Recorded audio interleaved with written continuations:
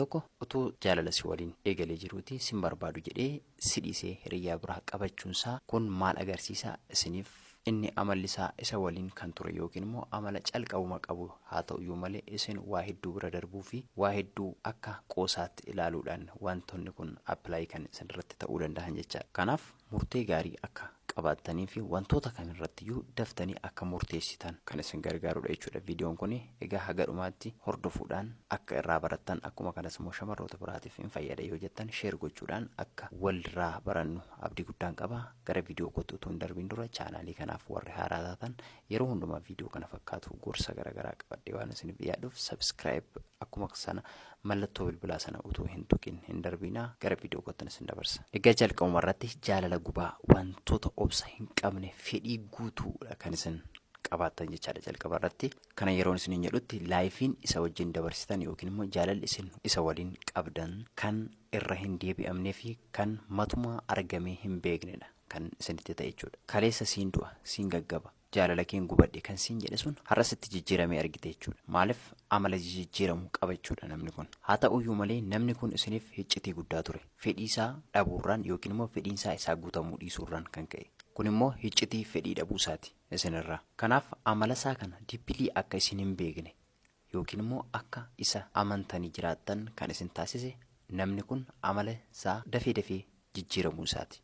Isinitti gammadee utuu jiraatu har'a immoo deebi'ee amalli isaa hin jijjiirama waa biraa ta'uu danda'a. Namni kun yeroo hundumaa isin guyyoomsuudhaan yookiin immoo afaan mi'aawuudhaan kan inni isin dogoggorsu jechuudha. Kana immoo kan inni godhu jaalala dhugaa fi fedhii dhugaa waan isiniif hin qabneef jechuudha. Kun immoo dhiirri tokko isin jaallatee amala jijjiiramu amalsaa har'a kabiraa boru kabiraa yoo ta'e yeroo hundumaa takka isinitti aaree takka immoo yeroo waa tokko barbaadu immoo isinitti fakkeessee dhufee isin guyyoomsa taanaan isin dogoggorsa taanaan inni kun amala fedhii isiniif hin qabne agarsiisa yookiin immoo isin jaalachuuf isaa ta'u isin waliin jiraachuuf fedhii akka hin qabnedha jechuudha kan inni agarsiisu. Haa ta'uyyuu malee namni jaalala dhugaa isiniif qabu tokko yeroo hundumaa isinitti jijjiirame hin argitanii jechuudha. Yeroon isin jedhutti namni sun balleessaa hin balleessu jechuu miti. Namni nama ta'ee haga jirutti dogoggoruu danda'a. Akkuma kana immoo namni hir'ina mataasaas qaba dadhabbina mataasaas qaba. Kana jechuu koo miti. Nama kana waa'ee isaa beekuu hamma hin dandeenyetti kan isin geessisu jechuudha. Namni kun immoo jijjiirraa amalaa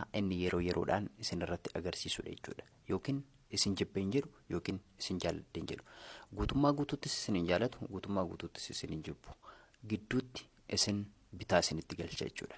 Haasawaa isaatiin, jireenya isaatiin, waan inni aaktii inni godhu hundumaan bitaa akka isinitti galu godha jechuudha. Anni kabraa jaalala utuu si waliin jiru si dhiisee deemuunsaa yookiin immoo nama biraa jaalachuusaa waanta pooyintii tokkotti hin lakkaa'u. Kana yeroon isin jedhutti akka salphaatti isin dhiisee deeme jechuudha. Keessa isaatti gadda homaa sin qabu, sodaa homaa sin qabu, wanta isa naasisus hin jiru jechuudha. Kun immoo sirraa adda bahee utuma daqiiqaa xiqqoo hin turiin jaalallee biraa qabatee jira inni. Ifannaa guddaadhaan kun immoo waa'een kee waa tokkollee homaa ittiin dhagahame. Ganaa na araarfachuu dandeessi, ganaa dhiifama wal gaafachuu dandeenye ka jedhu keessa isaa waa tokkollee hin jiru jechuudha. Si waliin erga adda bahee utuma hin turiin hiriyaa biraa qabateera jechuudha. Anni kun jaalala isin irratti hundaa'e yookiin immoo jaalala isin irratti jalqabe otoo hin taane eenyummaasaa isa jalqabaa ekspiraansii baay'eedhaan achi dhufedha jechuudha. Namni kun yeroo hundumaa jijjiiree amaloota akkasii addaatti godhee kan dhufedha jechuudha. Kanaaf si waliin adda bahuun akka salphaatti kan inni fudhatu. Kanaaf achuma jalqabumarraa kaasee wantoota gochaa dhufedha jechuudha. Ammas akka xiinaaftuuf dafee jaalallee qabaachuu isaa miti yookiin immoo si aarsuuf dafee jaalallee qabaachuu isaa miti. Achumaa kaasee wantoota addaatti gochaa dhufedha. Wantoota amaleeffannaadhaan wantoota fidee dhufedha jechuudha wanti kun. Kanaaf jaalala dhugaa otoo ta'ee jaalalli yeroo nama jaallattu tokko dhabdutti sammuu keettis haa ta'u waan qaama kee kamirrattiyyuu dhiphina guddaa yookiin dhiibbaa guddaa uumuu danda'a. Jaalalli salphaa miti jechuudha. Jaalalli akka salphaatti argamu garuu akkuma salphaatti dhiifamuu danda'a. Kanaaf namni kun waa xiqqoollee jaallate guyyuma lama sadillee jaallatee gaafa dhabu nama sana dhiibbaan itti dhagahamu jira. Sammuu isaatti wanti isa dhiphisu ni jira jechuudha. Garuu inni kun jaalala dhugaa waan hin taaneef sirraa akka adda baheen achumaan hiriyaa biraa kan inni qabate. Kanaaf isarratti dhiphina tokkollee naasuu tokkollee sodaa tokkollee hin argine jechuudha. Kun immoo ifni isaa maalidhaa kan isarratti arguu hin dandeenyeef jaalala biraa keessa tureera. Isin waliin aga jiruttis nama biraa faana laayifii biraa akka inni jalqabeeru jechuudha kan agarsiisu. Utuu ati jirtuuti nama biraa faana jaalala jalqabuun isaa immoo siif fedhii akka hin qabnee fi fedhiin jaalalaa kee isa keessa akka hin jirredha kan inni agarsiisu. Kanaaf namni sun si waliin otoo jiruuti jaalala ati dhugaa otoo waliin eegaltee jirtu inni garuu sababa barbaada ture, sababa ittiin sirraa adda bahu akka carraa ta'ee sababa xiqqoo yoo argate yookiin immoo wanta xiqqoo tokko yoo isa mufachiifte sababa sanarraan kan ka'e si dhiisee kan inni deemu jechuudha. Maaliif calqabumayyuu jaalala isin ijaartan keessatti yookiin immoo dandeettii jaalalaa keessan keessatti inni sababa barbaada ture, sababa ittiin sirraa adda bahu erga fedhii foonsaa raawwatee erga iddoo garaasaa gahee booda jechuudha. Kanaaf carraa kana yeroo argatutti carraa kanatti fayyadamee si dhiisee deemeera jechuudha. Kanaaf dhiironni akkasii kun amala akkamii qabu seetan? Shamarran biraa faana jaalala jalqabee sirraa gaafa adda bahu shamarran biraa sana faanas jaalala dhugaa hin ijaaran. Erga iddoo garaasaa gahee booda ishee wajjinis sababa tokko uumee gaafa wal mufaasisan yookiin immoo gaafa isa mufachiifte yookiin immoo gaafa ishee quufe isheerraas adda bahu yookiin sababa tokko uumee jaalallisaa dhaabbataa miti jechuudha. Namni kun daldalaadha malee nama jaalala dhugaa qabu miti jechuudha. Kana qofaa miti.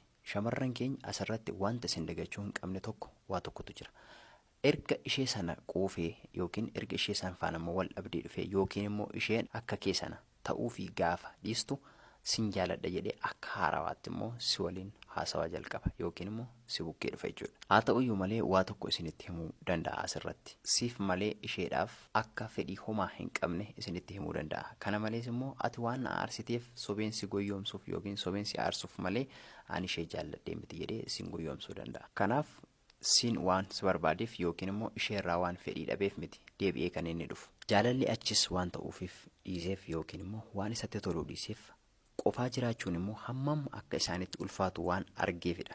Gaafa isatti ulfaatu gara keetti deebi'ee kan inni dhufu. Kanaaf yeroo hundumaa shamarroonni keenya filannoo bareeduu fi of eeggannoo cimaa gochuun isiniif barbaachisaadha jechuudha.